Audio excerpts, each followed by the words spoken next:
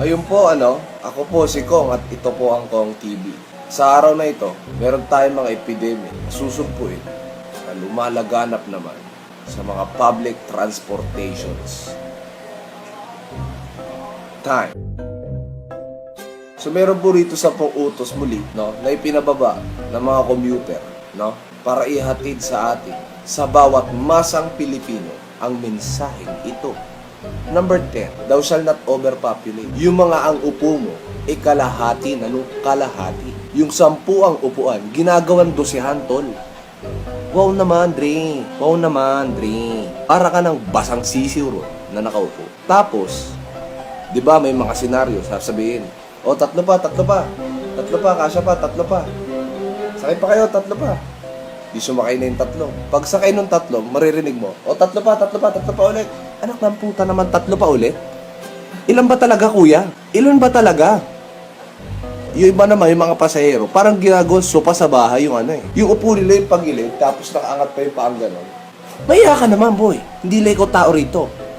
No? Nagbayad din kami ng pamasahe namin, boss. Baka pwede maiusin mo yung upo mo. No? Number 9, thou shall not own the aircon. Madalas to nangyayari, mga kaibigan, sa van. Na pagsakay po nila, yung aircon mo, lahat tinututok po sa kanila. Nakala mo, sila lang ang tao ron. Ikaw lang ba? Ikaw lang ba? Ikaw lang ba ang naiinitan, kaibigan? Bakit hindi mo lang iuwi yung aircon, tas itutok mo lahat sa mukha mo? O kaya maganda, buksan mo yung bintana para aircon ka rin. Air continuous ang mukha mo. Garapal ka rin eh. Hindi lang ikaw tao. At hindi lang ikaw naiinitan. Kaya utang na loob, kaibigan. I-share mo naman sa amin yan. Kasi mainit sa likod. Gets mo? Mainit sa likod.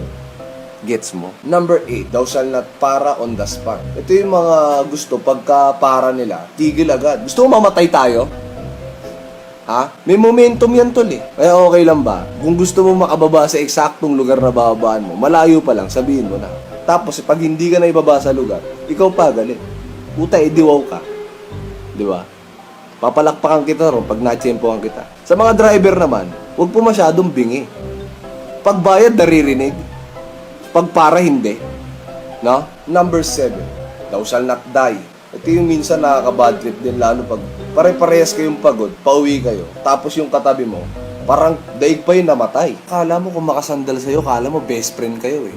No? Kala mo BFF kayo eh. Tropa ba tayo, Dre? Akala mo wala nang bukas, parang nakagano, no? Tapos bumabarad-baradal pa yung katawan na gano'n. Tangin na okay lang sana kung baby girl. Ang masakit niya, mga kaibigan, tangin na, bigutilyo. Mahaba pa yung balba sa akin, tapos nakasandal na gano'n. So, ang sarap mong gano'n eh. Number 6, thou shall not smoke. Ito, common courtesy na dapat to sa mga kasabay mo sa jeep. Ang nakaka-bad trip kasi, mga kaibigan, kung sino pa minsan yung driver, sila pa yung pasimuno ng mga ganitong uri ng katarantaduhan. Ang ginagawa, naninigarilyo ron sa harap ng sasakyan. Yoyosi-yosi ron. Tapos pagtapos, magsisindi ulit. Sir, boss, kapitan, chief, okay lang ba sir, wag muna kayo manigarilyo pag nagdadrive kayo? Kasi may mga pasahero po kayo sa likod. Nasa-second hand smoke po kami. Nakalagay na nga, no smoking. Kung gusto mo talaga sir, baba ka, tapos itutok kayo sa bungal-ngal mo yung tambutso. Tapos pabuburburin namin. Para maramdaman mo kung ano nararamdaman namin. No? Number 5, thou shall not skip ligo day. Tangina yung tipong papasok pa lang, puta amoy pauwi na. To, ligo-ligo din pag may time. May intindihan ko sana, tol, kung pauwi ka, pare-pares tayo ng pagpauwi. Lahat tayo mabaho. Pero yung papasok ka pa lang, puta, amoy pauwi ka na, yun hindi ko matatanggap, tol. Unting wisik-wisik naman ng mga kulong-kulong dyan, no? Yung mga bambini, mga ganon. Number 4, thou shall not want tamad. Ito po yung mga tao na pag inabot mo yung bayan, akala mo walang naririnig. Akala mo, bungol. Yung nag-aabot ka ng bayad, halimbawa, mama, bayad o, may kiabot lang ako, papasuyo naman o ng bayad. Mama, bayad o, may kisuyo lang o ng bayad, pakiabot naman po. Yung puta alam niya nang siya na yung nasa harap, ayaw pan lumingon. Kung ayaw mo mag-abot ng bayad, huwag ka sasakay sa jeep, maganda mag-skateboard ka. Pero meron din naman mga circumstansya, mga kaibigan.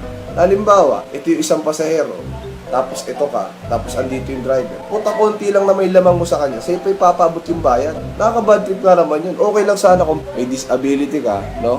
Buntis o di kaya matanda. Okay lang. Pero kung wala ka namang kahit na anong nararamdaman, bukod sa katamaran, iabot mo na dahil baka isampal ko sa iyo yung barya na hawak mo. No? Number 3, Thou shall not be a gentleman. Mga kaibigan, nasaan na po ba, no? Nasaan na po ba ang pagkamaginoon nating mga lalaking Pilipino? Okay lang po ba pag may nakita tayong babae o di kayo matanda, kahit lalaki o babae pa yung matanda, okay lang po ba paupuin natin sila? Hindi yung nakikipagmatigasan ka pa. Ang laki-laki ng katawan mo, ikaw nakaupo. Wala akong pakialam kahit pagod ka. Basta may nakita kang matanda o di kaya naman babae, kaibigan, paupuin mo sila. Wala akong pakialam kahit pagod ka. Gets mo? Ang nakakaya pa nga minsan, pag may nakitang matanda, alam mo nagpapaupo sino? Mga babae pa. Totoo yan mga kaibigan, may nasaksihan na akong ganyan. Kaya kayo mga kalalakihan, mahiya naman kayo sa mga balat natin. Nasa na ba ang bayag natin? No? Paupuin natin sila kasi matagal na silang nakatayo. Gets mo? Matagal na silang nakatayo. Number 2, thou shall not fast and the furious. Yan, ito po yung akala mo, siya si Vin Diesel kung makapagpatakbo. Si Vin Diesel ka ba? No? Akala mo, action star makapagpatakbo ng sasakyan. Yung sa sobrang bilis nila, no? Mapapaama namin ka na lang. Mapapadasal ka, tol. May mga ganong bus na experience ko na. Kahit sa mga van, maraming ganon. Baka mamaya, sa sobrang bilis mo, no? Hindi tayo makarating sa paroroonan natin. Iba ang mapuntahan nating lahat, sabay-sabay tayo. No? Ang aksidente, mga kaibigan, hindi mo naman masasabi kung kailan yan eh. Di ba? Okay lang ba, sir? Sa katamtamang takbo lamang tayo. No? At number 1, thou shall not chandelier. Ano to mga kaibigan? Ito po, yung mga tao na mahilig mag 1, 2, 3, 1, 2, 3 1, 2, 3, 1, 2, 3 Pagdating sa bagay na ito mga kaibigan, hindi ako magmamalinis. Napakaraming beses ko na nag 1, 2, 3. Nasa sobrang master ko na yung 1, 2, 3. Kaya ko nang gawin yung 4, 5, 6. No? Pero ako naman, matagal ko nang di ginagawa yan. So ikinonfess ko na po yung mga ganyang kasalanan ko. At para sa mga driver at conductor, ito ang mga tricks na mga nag-1, 2, 3 na i-reveal ko sa inyo. No? Para malaman nyo yung mga style nila. Trick number 1. Nasa dulo lang. Ano yung ginagawa nila? Nasa dulo lang. Nasa dulo ng walang hanggan. Ang ginagawa po nila, para silang patay na bata ron, tapos nakaganyan lang. Gaganyan lang sila. Kasi silip-silipin nila yung driver.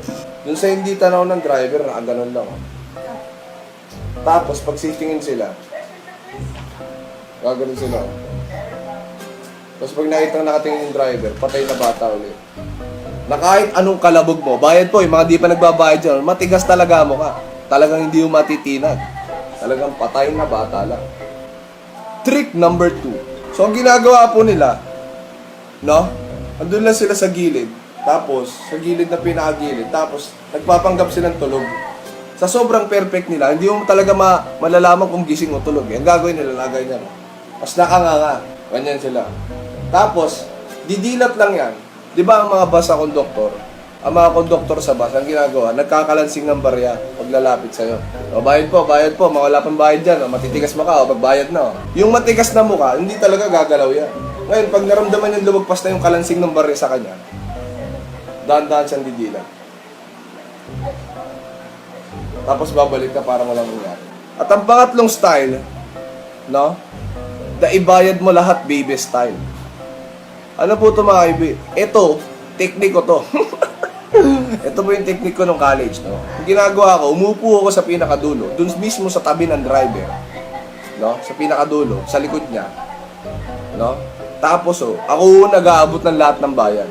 So, ang gawin ko, bayad, Bayad, Sa dami ng bayad na inabot ko, hindi niya alam kung ano ang binayad ko ron. Pero sa totoo lang, wala akong binayad doon. So, hindi ko tinuturo to para gawin nyo. Tinuturo ko to para malaman mo ng mga driver, yung mga technique na nagawa 1, 2, 3. Baka hindi mo alam, no? Nasa likod mo na ang driver. So, yun lang po.